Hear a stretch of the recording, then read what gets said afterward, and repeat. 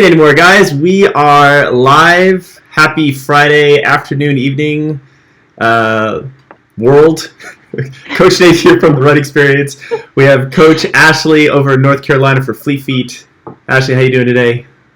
I am doing well. How are you? Good. I'm not as well as you are because I didn't just eat a giant chocolate chip cookie. That sounds really good. Yeah. And we have a really special guest today, guys. Pro triathlete Heather Jackson, 5-time Ironman champ, and that is a difficult thing to do. She is with us today. Heather, how are you? Hi. Good. Yeah. Thank you so much for having me on. Yeah, really, really fun to have you. As Heather is, we're going to get into her background and more. She is a pretty awesome athlete, and she's a very versatile one with like a really different type of background. Right now, she's one of the best long-distance Ironman triathletes out there. She's definitely one of America's best, and it's been a while since an American has won Kona Ironman World Championships. So fingers crossed.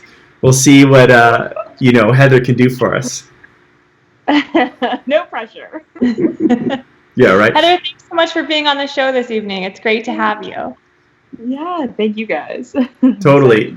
And, before we get into our, interview and conversation with Heather, just a reminder, this is all made possible by the Together We Move initiative that the Run Experience and Fleet Feet have partnered up with.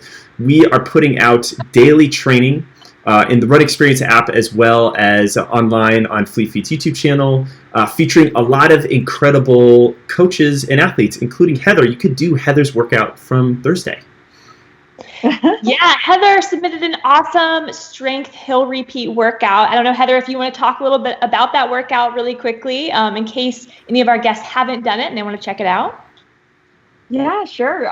It's actually been one of my go-tos, especially over the last, 6-8 weeks or whatever, when kind of races were put on hold. I usually do a lot of strength-based running all off season, December, January, February, and then as we come into race season in April, May, I start to trend more towards speed work, get back on the track, stuff like that. But with races postponed, it's been just kind of maintaining strength and putting in a really solid base this year, given the extended, this time right now. So yeah, once or even twice a week right now, I've been doing hills. So the workout that I shared was a shorter hill day in terms of the length of them. They were 30-second hill repeats, and you can do 5. These are always, obviously, you can modify to what suits you, but I do 5 sprints up the hill, about 30 seconds. So it starts to burn right around the 20-second mark, jog back down, do 5, and then you can take like a 3-minute easy jog in between or just recovery, get some water in, whatever you like to do, and then another round. And I've been doing 4 rounds. So yeah, 4 rounds of 5 by 30 seconders. It's a good one. And the video is filmed in beautiful Tucson. So definitely check it out, at least to see the backdrop that you're training in, and then get inspired to do those hill repeats. So thanks, guys. Yeah, no, we're lucky enough. We actually live like off a dirt road, so all the roads around us they're not county maintained, they're just dirt, which is amazing for us. Yeah, it's so nice to be able to run on that softer, forgiving surface and have that. We also want to say thanks to Hoka One for bringing Heather on and for sponsoring this week's giveaway. Ashley, do you want to tell them a little bit more about the special super prize this week? Super awesome prize. And these are also 2 of my favorite shoes. I feel like I say that all the time. I have so many favorite shoes. But the Carbon X, you can win one of 2 pairs, the Carbon X or the new Mach 3. I actually have one of those here. It's very well worn. You can see. And you also get, so we'll have 2 winners tonight. You have to be present to win. Mm-hmm. And you also get a year subscription to the Run Experience app. That's right. So for those of you guys who've been poking around with the Together We Move workouts, and you've liked the kind of like in-depth approach towards our warm-ups and our injury prevention and our mobility work, you guys will definitely love all the training you can do in the app. Ashley, should we talk quickly? Well, actually, we'll talk about how to enter. The link is in the description of this YouTube video. Hit the Gleam link, and you can enter that way. We'll do the live drawing at the end of the show. Perfect. So I want you guys to just paint a picture of what being an Ironman athlete is for those of you guys who aren't quite as familiar. A lot of us, we get nervous about the half or the full Ironman or the full marathon we do, but a lot of times when we're racing those distances, we have fresh legs, we're fully tapered, and it's 6 or 7 a.m. when it's cool. Now, when you're a triathlete, if you're racing your marathon, you've already swam 2.4 miles. You've already biked 112 miles. You are incredibly depleted. And then you're starting your full marathon, if you're in Hawaii, at like 1 in the afternoon at like peak temperatures. So just imagine running your peak marathon at like 2 in the afternoon, the hottest part of the day, having done all that stuff ahead of time. Heather, what is that like? You put it that way. And she crushes them. Yeah, I mean, it's definitely, the tricky thing with, I guess, the triathlon, the running portion of triathlon is it does come last. So the swim and the bike are, two other disciplines you have to not only try to master and go as fast as you can over those distances, but then the entire time you're swimming and biking, I guess less so in the swim, but on the bike, the whole time you're thinking, am I fueling properly? Am I pushing as hard as I can, but also not so much that my legs are going to just be absolutely obliterated because I have not just, a 10K or a half marathon to run, I've got a full marathon. So that longer distance has definitely been this learning process for me, for sure, because especially as someone that tends to overbike or used to, you can sometimes get away with it in the shorter races, but for a full Ironman, you have that marathon to run, which is, not an easy feat, even just running one open. So we want to get more into your background, but just quick, have you run an open marathon before or an open half? Like what have those been like?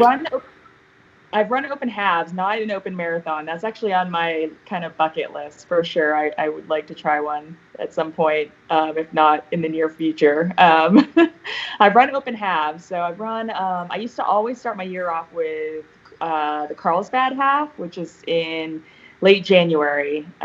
So that one I ran, I think 4 or 5 years in a row. So my open PR is, I think, like 114, low 114. But then my PR in triathlon for a half is like maybe low 118. So I guess in the half, it's about maybe, a 4 to 5 minute discrepancy when you add in a swim and a bike. Sure. And then, I haven't run an open marathon yet. Do you know which one is on your bucket list when you do? Have you already picked? Well, I'm from New Hampshire, so Boston's just always been that race for me that, I want to get to one day. I know I have to qualify. So, actually, they count Kona. So, I've gotten the standard there. So it's just, picking a year, I think. Yeah, of course you did. Of course you got it. No big deal. No, but Okay, so we have to back up to talk about your history because it's so interesting. You were an ice hockey player for a lot of your life, and you were working towards the 2006 Olympics. You didn't make that team, and you started transitioning into something different. And triathlons it wasn't like, oh, I'm going to do triathlons. It just sort of happened, right? But then you went to Thailand and you were teaching, and tell us about that period first and how they made that transition. Totally. I played ice hockey pretty much from, I was skating on, the local ponds in New Hampshire from, the youngest age. I was mainly soccer and ice hockey all through, I guess, growing up and junior high and high school. And then I played hockey in college.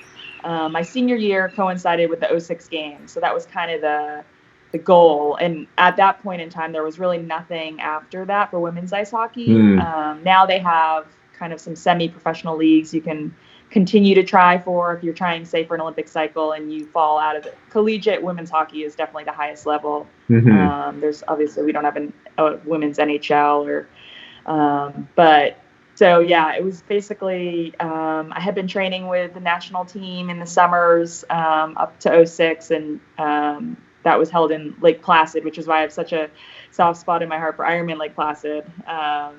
So didn't make those 6 games, and so that would have been my senior year. So instead I applied to this program through my college that sent me abroad for teaching. But prior to me leaving for that, I was at home, and my mom was on a weight loss kick, and she had signed up for a local sprint try. And so I went with her, just like, I didn't even know what it was. Like, I had my mountain bike that I just had from when I was growing up, where you just, are riding your bike in the neighborhood. And I knew how to swim, like, in a pool, just like a backyard pool. I'd never actually, like, done it, but so it was one of those, just went with her, did it. And that was my first try. It was actually called Race to the Face up at Cannon Mountain in New Hampshire, if anyone from New England. Oh, I know Cannon Mountain. I know that one. That's so cool. So I just wanted to ask about, moving to Thailand. I know that for you, like, Wayne Gretzky is a favorite, and he has this saying that you've referenced a few times, that you miss 100% of the shots that you don't take. So there's something where you've kind of embraced trying new things and embracing the risk involved with that. As a collegiate athlete, you don't get to study abroad. You have to stay home and train and be an athlete the whole time. So, like, how significant was it for you to actually get up and move to Thailand when you were that young? Oh my gosh. Yeah, it was huge. Like, it was honestly one of the, like, it was a life-changing experience because, like you're saying, I mean, my whole life was sports. My whole life was just, the day in, day out, like, practices for soccer and ice hockey. And then obviously all college, just trying for that team, trying to be the best at this one thing. And all of a sudden I had nothing ahead of me. It was in terms of sports. And so, I had just a couple of friends and I had applied to this program, and I was lucky enough to get accepted. And it was this, like, I literally flew to Thailand the day after graduation. So it was crazy. Like, there was no time to think about it. It was, next day on a flight over there.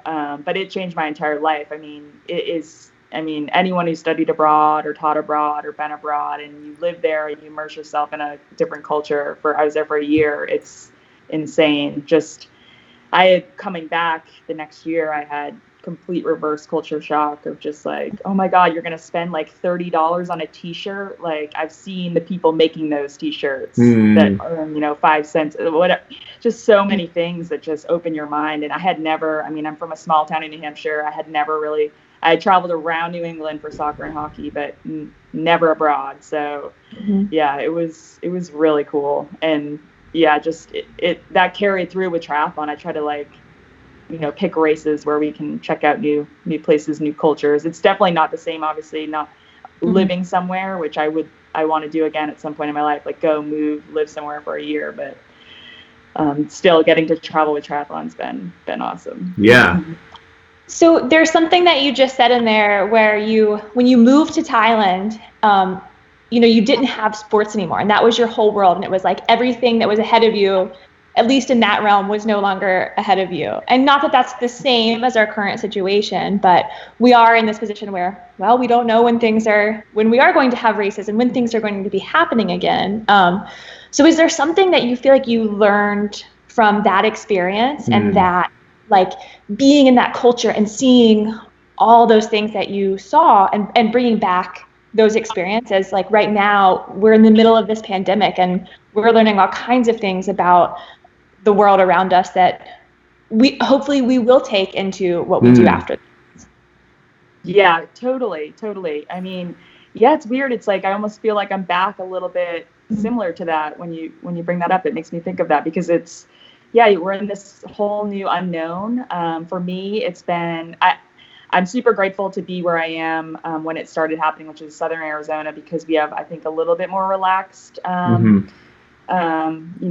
things going on, say, like a New York City or some other city. So I am super grateful for that. I know not everyone's in the same position, but for me, it's been this thing of like taking that step back, like you're saying. We have this kind of new reality around us, and maybe that transcends into, say, your training or new things you want to try or do. For me, it's been like, you get so caught up if you're training for something, whether it's a marathon or a triathlon, whatever it is, like, okay, I have this to do. I have these set intervals to do. I have this set workout, versus now's the time, like, you can just go out and run and find new routes, just explore new trails, just run, like no agenda. And that's mainly what I've been doing. I'll just start running. Some days are way more than I have on my program. Some days not as much. I mean, I'm just out there exploring, looking for new places to go, or just really going more like by your heart, by your feel on the day. I think everybody's up and down right now, and that can be super tough. And it's tough to put pressure on yourself, like, oh, I'm supposed to do this today, when there's maybe no end in sight. And so I think it's super important right now just to be very like almost more internal, one with yourself. I found I've just been more kind of like, not bigger picture, but like thinking beyond just this little bubble I usually live in, which is like my training schedule, recovery, eating right. It's, okay, what are some new things, some new goals, some new adventures you can maybe work into your life and excite you and bring you positivity in this time right now. Yeah. Was that a struggle? I mean, because I think, granted, we all are like, there's, for those of us, we're fortunate if the worst thing that happens to us is that our races have been canceled. But for a lot of us who are amateurs, it's a trip we didn't get to do, or a personal goal we didn't get to fulfill. For you and for other professional athletes, like, this is part of your job. So how has that been? Yeah, it's definitely been stressful for sure. I mean, obviously it is our job. So on that note, it is, how we make money. So that's obviously not happening with no races. So that's, I'm so lucky to have partners like Hoka One One and some of my other big sponsors who stand by their athletes and have just been looking for other ways to really like keep trying to motivate, inspire people. So again, it's been that thinking outside the box, like, how can I continue to inspire and I guess, motivate people and keep people positive and still wanting to get out there and run and train. And it's definitely been difficult trying to navigate that. Like, okay, maybe we will race in the fall because, races keep getting pushed. So you keep having to push your timelines back. So my base period continues to get expanded right now, but it's like, who knows when it's going to get turned on again, and then how many weeks to be ready for whatever the event is. So it's definitely tricky because you want to be when you can race. Like, again, this is for anyone, amateurs or professionals, but as a professional, when it's your job and you want to be ready to race the best in the world when it's time, like, you have to keep that level up and then be ready to like prep for, say, we can race in whatever it is, September, October. Totally. So we wanted to, go back a little bit just to your early development, because you went to Thailand. I believe you were training with you met some friends at a gym, and you found out that they were doing an Ironman. Yes, exactly. And you got in there that way. And I remember reading this hilarious story where you were getting out of the water, and the transition is set up like there are these like lines that you have to like go through the right way, and they've got men's and women's like changing tents, and you just kind of ignored all of that. I was so spun around. I think I had been in the water for like 2 hours. So I think the cutoff was like 2:15 or something. I was literally like the last person out of the water. So there was only one bike left, and I saw my bike just sitting over there on the rack. And so I got out of the water and just started running for it. And they were like, no, you have to go through the tent. Like, you couldn't just like cut transition so that everyone had the equal amount they had to run. And so then I just like had no idea. I jolted back and started running and ran into the tent. They're like, that's the men's tent. Back up. Go to the women's tent. it was just a nightmare. But yeah, so I had done the sprint in New Hampshire while I was in college with my mom prior to leaving for Thailand. And so then, yeah, this was like, earlier, like we were talking, like all of a sudden sports are done. I don't think I did much for, I don't know, a couple months over there. And I realized I just missed like breaking a sweat and working out, and I needed to just find something. And so I joined a gym in Thailand and met couple of the local guys there that were training for, it used to just be the Phuket Triathlon. Now it's, it's still going on, the Laguna Phuket Triathlon. And then they were using that to prep for Ironman Malaysia. So that was, my next couple of triathlons that I ever did. And I was over there. I had my sister, she's a couple years younger than me. She flew over with just my dad's bike. That's awesome.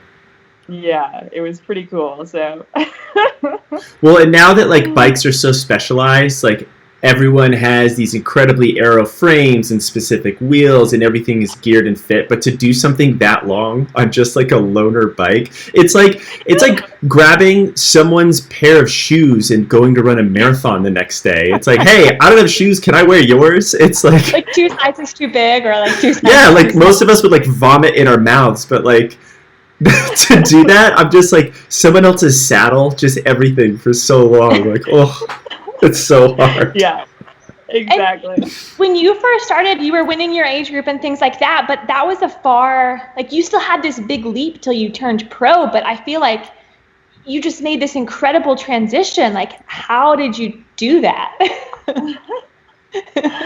Oh man, yeah, I know. Well, I had, so the swim obviously was just, I had never really swam, just in the backyard pool. So that was obviously always the struggle. But the bike, I had the strength and legs from hockey. So the bike was just my weapon. Like I got on there and it was like I was on the ice again, just pushing the pedals as hard as I could. And like I mentioned earlier, I would just overbike to the point that I would, walk, because I still hadn't trained the run either. And so those early years, I mean, I think I got lucky. Like there weren't too many females in that young 18 to 24 age group. So I'm still friends with a couple of them actually from those early days of racing. But yeah, there were probably 4 or 5 of us that were always competing with each other just at the different races. But that was about it. So it was more trying to learn to transfer that bike power from skating into the swim. I'm still working on the run. I've been able to to transfer a bit. Totally. So do you feel like the hockey, hockey definitely helped your cycling? Do you feel like now, like maybe it hindered some of your the running and swimming, or do you feel like now you're seeing some translation of skills from hockey in all the sports? Definitely the cycling for sure. It's like a direct leg strength correlation, but I think for the run too, I mean, it's similar, I guess. Yeah, I guess somewhat physically. For me, a lot of the transfer from my ice hockey days were all mental in terms of my training, just mental strength, pushing through on certain workouts, just remembering certain moments on the ice of we used to call it bag skating, which is similar to like interval training now, just like all out to the red line, all out to the blue line back, red line back. And so for me, those sort of workouts translated over into the other sports, just knowing I've done these like 30 seconds all out, things like that. So, but that's, I think, where I get a lot of, the mental stuff just from stuff I've learned from my hockey coach. I also think just that like hockey is it just requires so much grace and athleticism and balance and moving side to side, skating backwards, hand-eye coordination, a different type of grit, physically hitting someone. It's like, that's a lot of runners are not in the sport. They're like, someone elbowed me, guys. I can't handle this. You're just like crushing around. Yeah, exactly.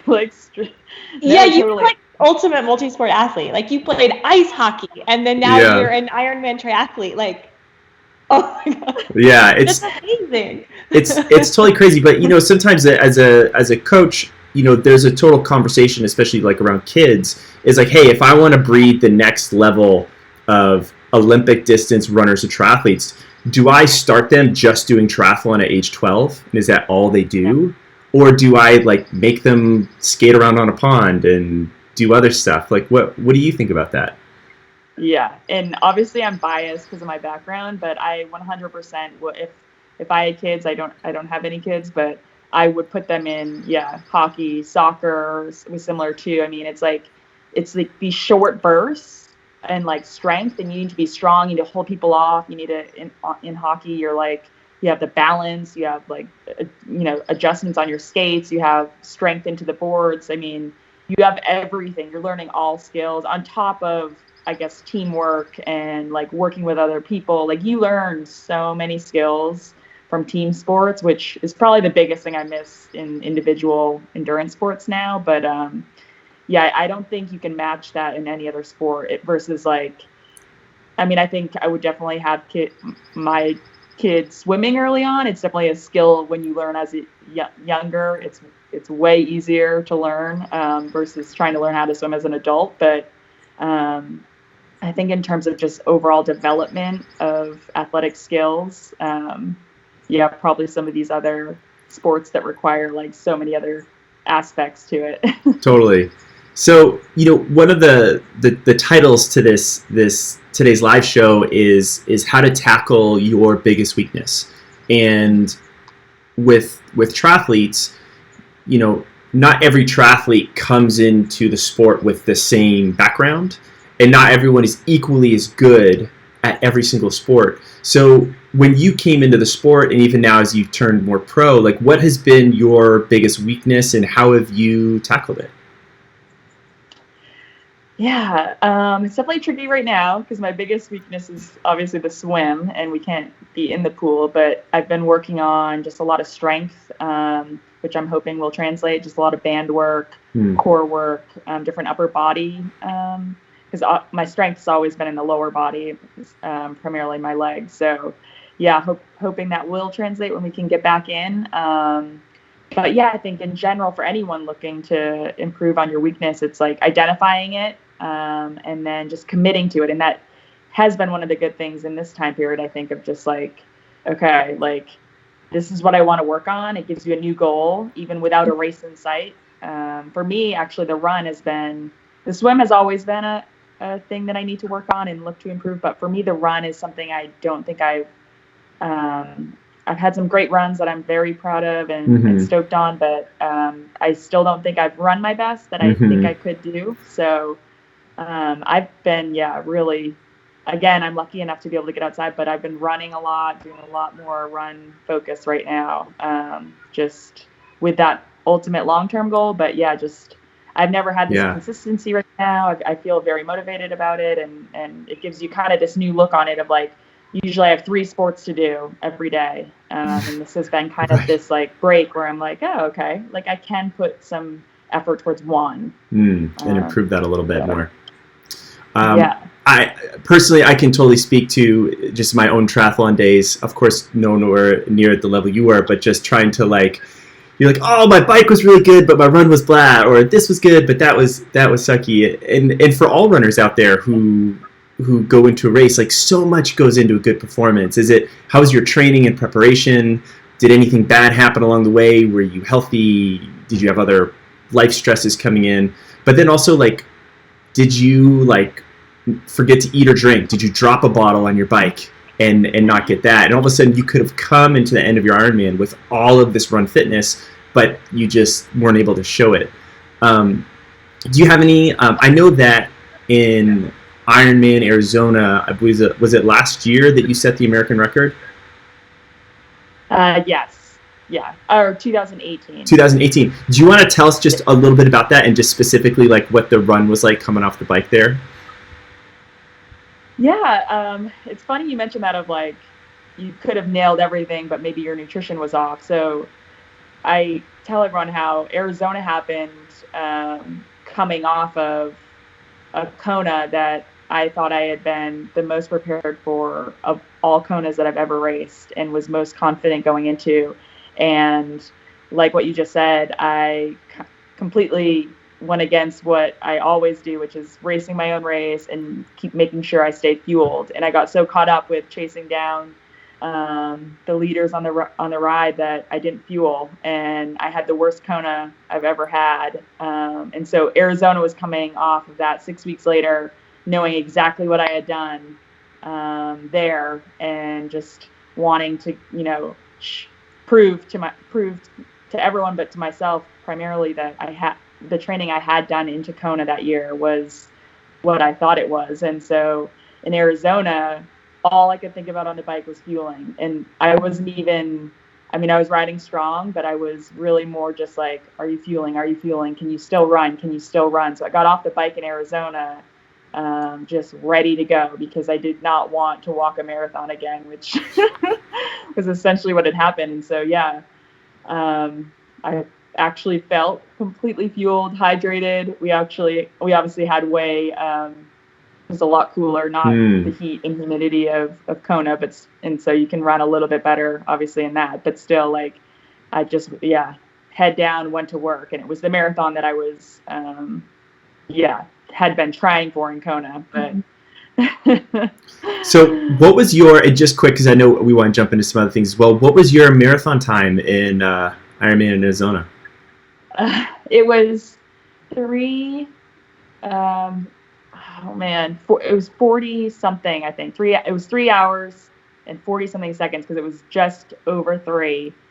And I remember just thinking, like, if only I had known, because I don't actually look at the time. So when I'm running, I lap my watch every 2 miles. And so my mindset on the marathon is just kind of 2-mile repeats, and I try to break 14. So 14 minutes is 7-minute mile is right around I forget what that is, 3:02 or so. So like I try to get just under like 6. It's obviously going to vary depending on the terrain, what section of a certain course you might be on. If it's super hilly, it's going to be higher up. So some of them, like, I get through in like 13:30, and I'm like, cool, lap it. And then it's another 2 miles, and that's what I do the whole marathon. So nice. I didn't know that where I was on overall time. I just knew I was on the final 2. But so yeah, anyways, I've never broken 3. That's my ultimate goal. Just in an Ironman. But yeah. Cool. I love it. We're going to shift for a minute and go into some rapid fire questions for a second. Okay. So the way this works, Heather, is you have a sentence or less to answer the question. Okay. Okay. I'll go ahead and start. If you were only able to do one sport the rest of your life, which would you choose? Run, bike, swim, or ice hockey?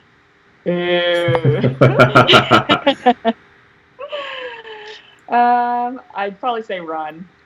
I love running. I love riding my bike. Bike would be close, but I'm going to go with the run. Okay, so follow-up question, why do you love running the most? I think because it's just you and your body, and you can choose how hard you push it or not on the day. And it's, over, say, the bike. The bike, like, you have to gear up and you have equipment and all this. Like, running, you just pull on your run shoes, you're out the door, and you can pick how hard you work your body or just, like, recovery and get in a mindset of flow and enjoy it. So I think you can just reach such a vast like how you want to challenge yourself on the day. I love it. Cool. Whether it's 4 rounds of 30-second hill repeats or something else. Exactly. Are you a coffee or tea person? Ooh. I have coffee until about 8 or 9 a.m. and then tea the rest of the day, actually. I usually have a hot chamomile tea before bed. Oh, there we go. How do you make your coffee? I am not a coffee connoisseur. Like, I'm someone that will, like, go through Dunks and get, like, a large regular. All of our friends are, like, measure it out, like, thermometer, like, weigh the grounds. Like, we just have, like, a massive pot, brew it. Like, All right. Get it done. Okay, so humid beach weather or dry desert climate? Ooh. I'm going to desert. It's funny, like the first time I came to Tucson to train for Kona, I was like, I don't get it. And then every time I've come back, like I fall more in love with the desert. It's its own sort of beauty here. Yeah. But yeah. Ooh. Favorite song, band, or playlist to listen to while training? That's a hard one. That's a hard one. Yeah. I have like two types. This is going over my limit of rapid fire, but on the bike, I listen to like angry, like hardcore, like, more intense. And then running, I'm more like pop, like Pink, Lady Gaga, like Dua Lipa, top 40 hits. So more like uppity, like positive. And then on the bike, I'm just like, It's a good mix. You got to mix it up too, right? Yeah. Okay, so do your training running shoes differ from the shoes that you wear when you're running the marathon during an Ironman? I think that's how I should read that question, Nate. Like which ones I train in, and then I guess like which maybe would be like your speed workout shoe. Would that be the shoe that you run the marathon in, or is there something different? And which shoe is it? Ooh, yes, I have them here. Let me pull them up. I do 90%. They're a little dirty from the dust. Probably 90% of my training in the Clifton sixes, the Cliftons period, have been from the start. Been running in these now for, I don't know, 5-6 years. But I do a lot in these. Speed work days, like you were talking about earlier, the Machs. Her favorite color. Those look good. The Machs. For if I have like track workout, speed, or tempo, I'll throw these on. They're a little bit lighter than the Cliftons, and a little bit less to them. But then race day is when I pull on the Carbon X's. So, but yeah, I don't train in them usually. Maybe coming into a race, just to test them out or make sure they're all set. And also with triathlon, you have to make sure your speed laces are adjusted right. You don't want those to be too tight, which can be I've had that happen so many times. Make sure those are adjusted correctly. So this is like a definite runner question. Do you use speed laces in your running shoes all the time, like in training, or do you just have them in your race shoes? I have them just in my race shoes. But yeah, there's a couple carryovers because I'll try to use like fresh. I used to race in the Machs forever until I ventured into more of a race flat. So I still have some Machs that I'll still train in because I've only used them maybe for 1 or 2 races. And then I kind of rotate those to my training pile. So they have speed laces in them still. So I've got a few pairs like that, but. Ooh, here's a good racing question. Do you, when you transition to the run, do you run with socks on or do you run barefoot in your shoes? Ooh. For halves, I go barefoot. You put a lot of Vaseline in the entire shoe. It's like 30 seconds in transition. You don't want to lose that time, in a fast race. You can't lose 30 seconds in transition putting socks on. Exactly. I've literally lost races by like 5 seconds. So for me, and especially coming off of a deficit from the swim, like any place I can make it up, like I try to win everything once I get out of the water, and that includes the transitions. That's awesome. Yeah, I thought so. But when you move to the Ironman, you'll put socks on. I pull them on for the marathon. So long. Okay, one more rapid fire question, Nate. Okay. All right. Let's see. What is your go-to stretch or recovery move? Ooh. And is there one that you do, like, you could divide it up by run, bike, and swim, or if there's one that you feel like is good for all of them, that would be cool. Like a stretch or what I do? Or either. So I'm a big Epsom salt bath person. So after any hard days, sometimes easy ones too, but like a hard run, like I get straight into a hot bath with a lot of Epsom salt, and then kind of loosens up the muscles, stretch in the bath, and then get out and I do a lot of foam rolling, a lot of trigger point balls, just literally on the floor, like behind me, just like on the trigger point balls, and then usually to the couch. And I'm a big Mark Pro believer. It's a sponsor, but I was using it before that was official, so it just flushes everything out. So that's usually literally my routine every time after a hard run, like hard run into the bath, stretch in there a little bit, like just standard basic stretching, onto the foam rollers, trigger point balls, and then Mark Pro flushes it out. Where do you attach the Mark Pro attachments to? Is it like quads, hamstrings, calves? Do you move them around? I'll do about however long, 10, 20 minutes with them on my quads, and then I do one that's on my calf and one on the bottom of my foot. Oh, wow. So that's the lower, kind of just flushing it down. You can also do one high up near your hip flexor and one all the way down on the bottom of your foot, just to get it pulsing on both ends, and it kind of goes, Yeah, that's cool. The E-stim is pretty awesome. So I want to do a quick reminder for those of you guys. We are going to do our live drawing in about 10 minutes. So if you're excited about all this Hoka One One shoe talk that Heather was just talking about, you can win a pair literally in 10 minutes. You could be a winner. All you need to do is enter the giveaway in the Gleam link, which is in the description of this video. So exciting stuff. And to hear a little bit more about those shoes, Heather, if you want to talk about, it sounds like you've been running in the Carbon X more. Can you tell us why you love the Carbon X and why someone may want to win a pair? Yeah, I mean, those are just the highest in, I think, racing flat for the Hoka One One options. I mean, it's a true, like, you'll pull those on when you want a PR in your upcoming race.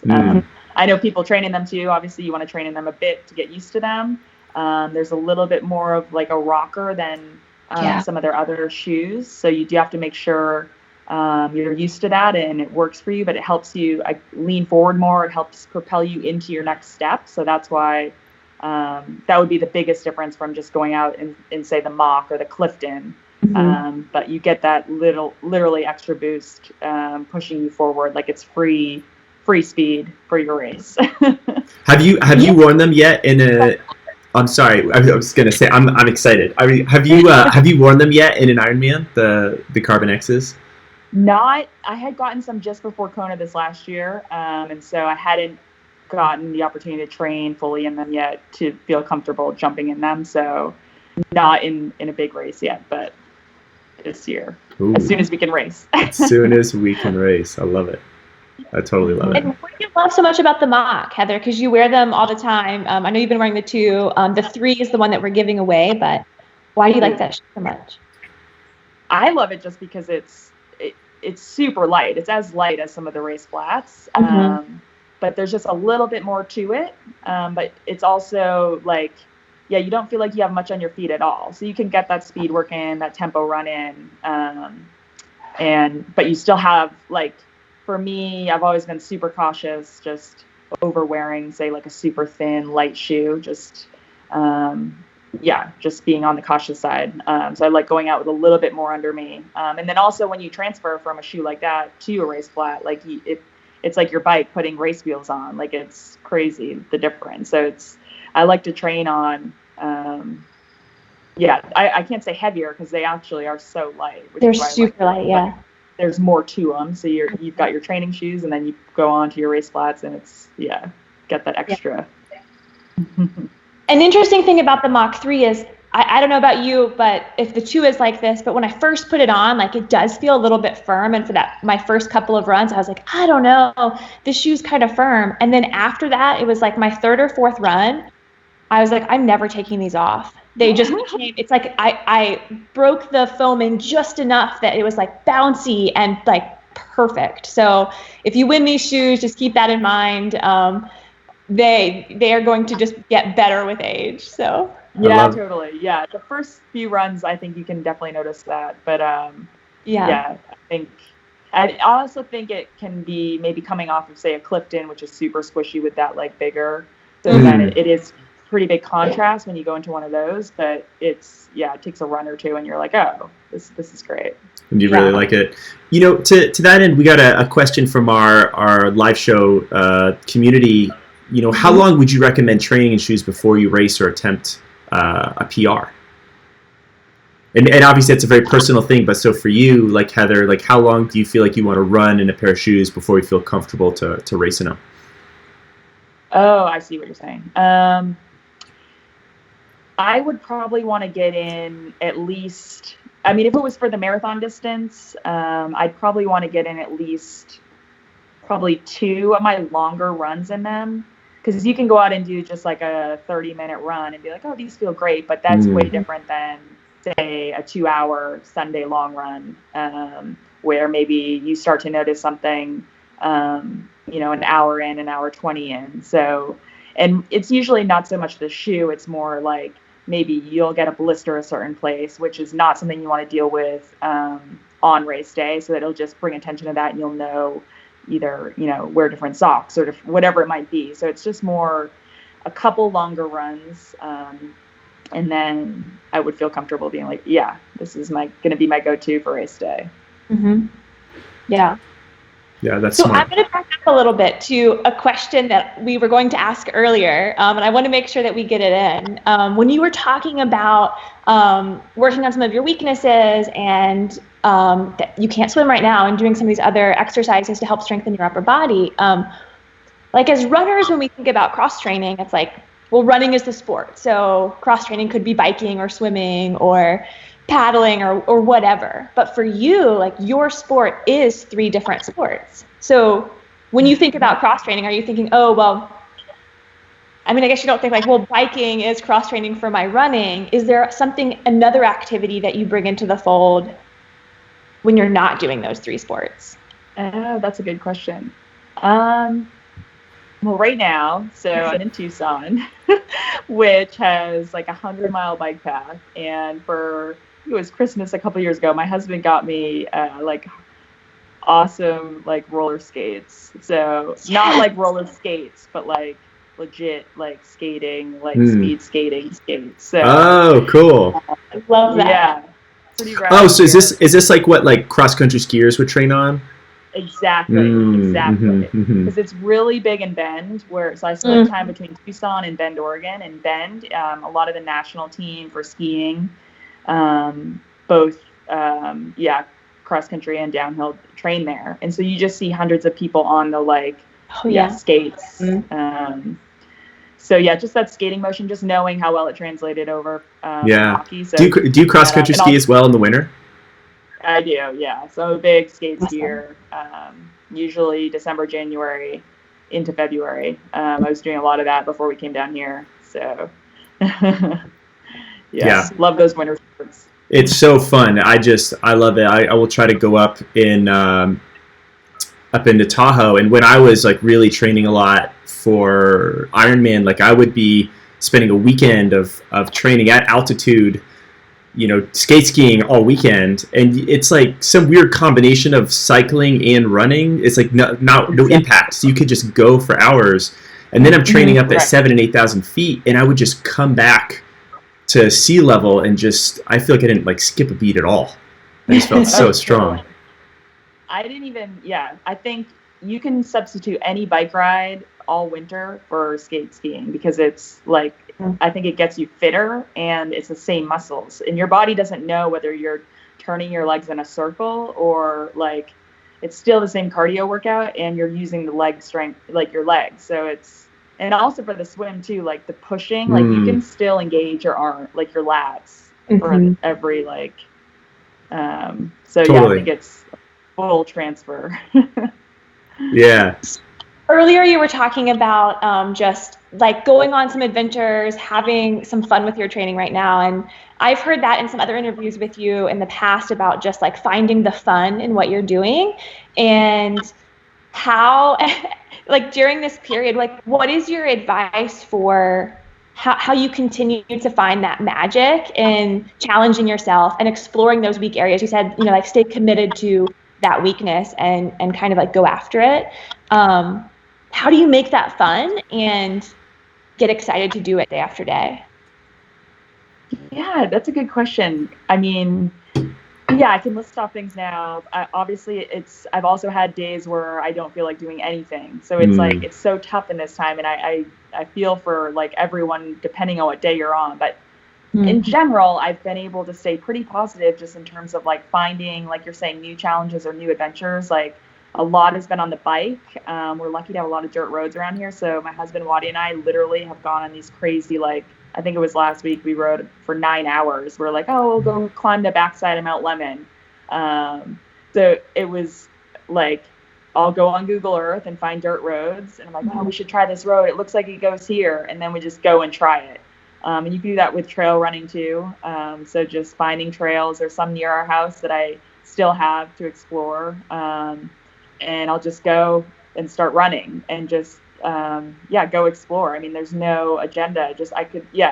So it's keeping it fun that way of like, you probably run the same route day after day. You know the exact mileage around your block and off this next street and however you make up your 4-mile run every day, versus like, okay, I'm going to go do something new because I don't have this like the stress right now of say an upcoming race. So trying to keep things fresher that way.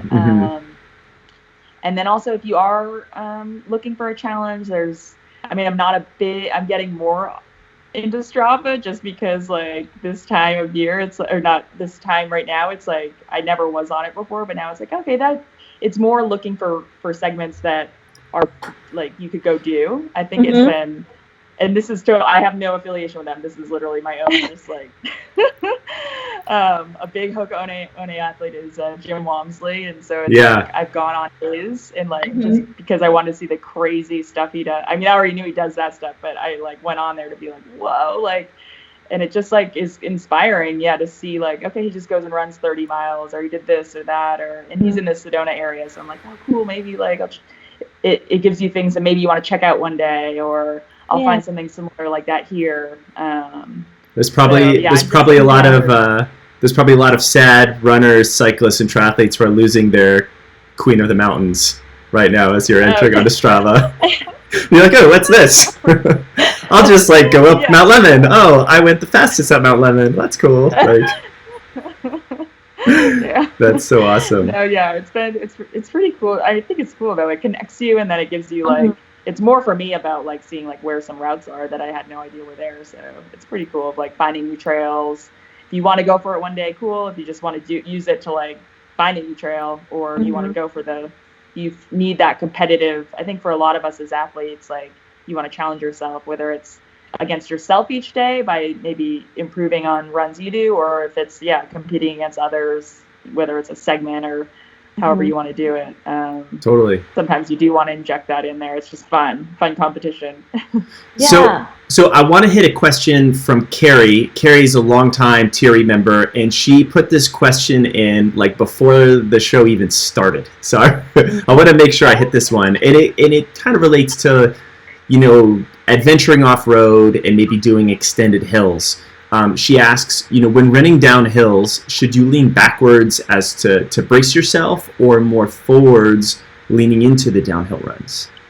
Or does it depend? I think it depends on if you're racing. Like I always say, you want to make the downhills hurt as much as the uphills.